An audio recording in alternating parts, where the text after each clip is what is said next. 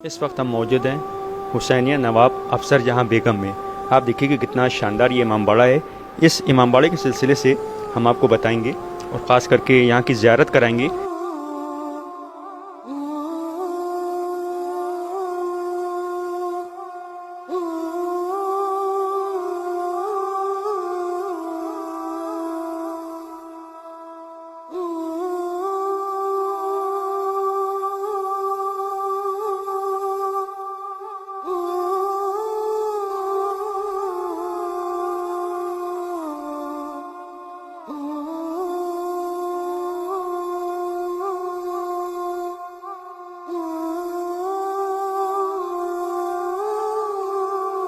इसके बारे में हम चलेंगे डॉक्टर अब्बास अली मेहदी साहब की खिदमत में और चाहेंगे कि उस इमामबाड़े की जो हिस्ट्री है इसके बारे में बताएं तमाम मोमिनीन को जो हुसैनी चैनल पर ये प्रोग्राम देख रहे हैं। अस्सलाम वालेकुम सर, ये इमामबाड़ा अफसर जहाँ के बारे में मैं थोड़ा सा जानना चाहता हूँ कि यहाँ पे जो अशरा मजालिस का सिलसिला होता है और इसकी बुनियाद आपने कब रखी और इसकी क्या वजह महसूस हुई कि जो आपने इतना बड़ा इमामबाड़ा जो है इसकी तामीर करवाई, इसके बारे में थोड़ा सा बताइएगा और किसके नाम पर आपने बनवाया है। देखिए, ये जो बंजारी टोले का महल्ला है, इसमें हम लोगों का घर भी है और काफ़ी लोग रहते हैं यहाँ पे।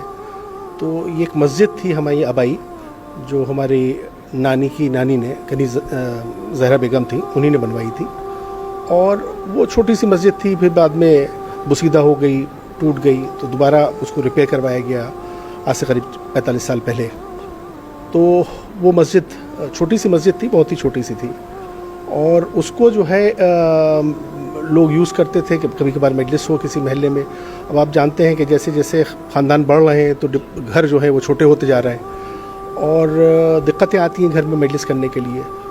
तो एक बार ऐसे ही एक मजलिस यहाँ महल्ले में किसी की 40वें की मजलिस थी, मुझे याद है मौलाना अशफाक साहब मरहूम वो मजलिस को खिताब पर फरमा रहे थे और मैं आया उसमें। तो मस्जिद में मुश्किल से 6-7 लोग बैठे थे, बाकी लोग बाहर खड़े थे, जगह ज़्यादा थी ना होने की वजह से।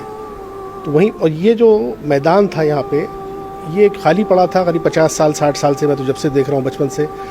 तो उस मजलिस में मैं बैठा था, अशफाक साहब की मजलिस मुझे याद है। तब मुझे हुआ कि क्यों ना इसको खाली करवा के और यहाँ पे अगर इमामबाड़ा बन जाए तो लोग जैसे गली में खड़े हुए हैं, गर्मी का ज़माना था तो इतनी दिक्कत हो रही है, तो इससे यह है कि सबको एक फ़ायदा हो जाएगा। तो फिर इसके सिलसिले के बाद मैंने अपने मामूज़त भाई से की, और वो कंस्ट्रक्शन का काम करता था, हैदर। तो उसने कहा कि हाँ हो सकता है। फिर हमने कई लोगों से बात करके उसके बाद में फिर इसकी संग बुनियाद आज से करीब 10 साल पहले डाली गई और फिर ये एक हॉल बना। फिर मस्जिद को भी हमने रिनोवेट करवाया। तो अब ये इससे ये आसानी ये है कि देखिए, किसी के घर में मजलिस हो, कोई तकरीब हो, तो उसमें ये होता है कि भाई आप सारा एहतमाम कीजिए, फ़र्श बिछाइए, गर्मी है तो आप पंडाल लगाइए, उसके बाद में आप क्या कहते हैं सारे इंतज़ामात कीजिए उसके लिए और अरेंजमेंट्स कीजिए। बरसात का महीना है तो ज़ाहिर सी बात है उसमें उसकी अपनी दिक्कतें हैं।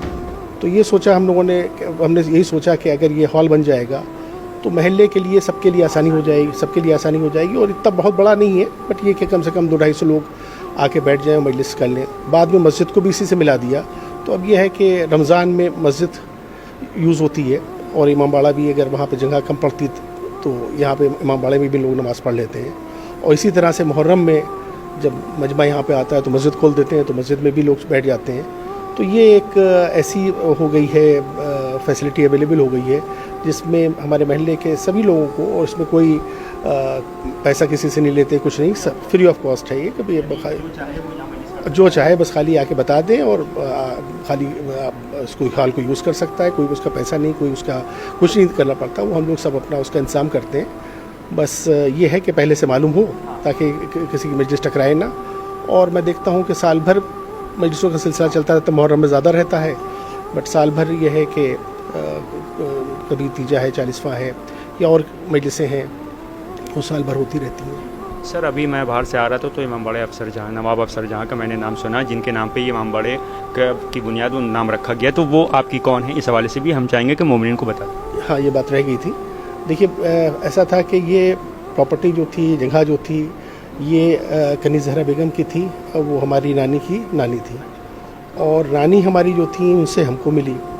तो ये था कि भाई वो एक तो न सिर्फ कि उनकी ये जगह थी, بلکہ وہ خود بہت ہی زیادہ محبت اہل بیت میں تھیں، اور انہیں نے اپنی پوری زندگی وقف کر رکھی تھی عزاداری کے لیے، عزاداری امام حسین کے۔ وہ پورا سال انتظار کرتی تھیں کہ کیسے امام باڑہ سجے گا، کیسے مجلسیں ہوں گی، وہ کیسے محرم منایا جائے گا، تو اس کے لیے پوری زندگی انہیں نے اپنی وقف کر رکھی تھی۔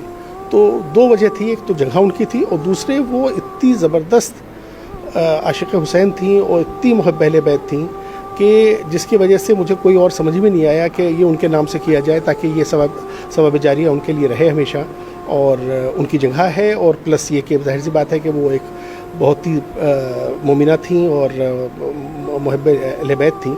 تو افسر جہاں بیگم ہماری رانی تھیں، اور ان کے نام سے یہ امام باڑہ کو ہم نے وقف کیا ہے۔ سر بہت بہت شکریہ ہم سے بات کرنے کے لیے، بہت بہت شکریہ۔ بہت بہت شکریہ، جزاک اللہ۔ دیکھیے انتہائی اہمیت کا حامل یہ امام باڑہ ہے۔ یہاں پر عشرہ مجالس، عشرہ اولیٰ منعقد کیا جاتا ہے، اور یہاں پہ جو قرب جوار اور جو محلے کے لوگ ہیں تمام مومنین، وہ بھی یہاں پر آ کے مجالس برپا کرتے ہیں، اور انتہائی اہمیت کا حامل یہ امام باڑہ افسر جہاں بیگم۔ اور اب اپنے میزبان سید رضوان نقوی کو دیے اجازت، اس امید کے ساتھ کہ آپ کے سامنے ہماری ملاقات ہوگی ایک اور نئے امام باڑے کے ساتھ۔ ہم ایک پروگرام لے کر آپ کی خدمت میں حاضر ہوں گے۔ آپ دیکھتے رہیے حسینی چینل۔ خدا حافظ۔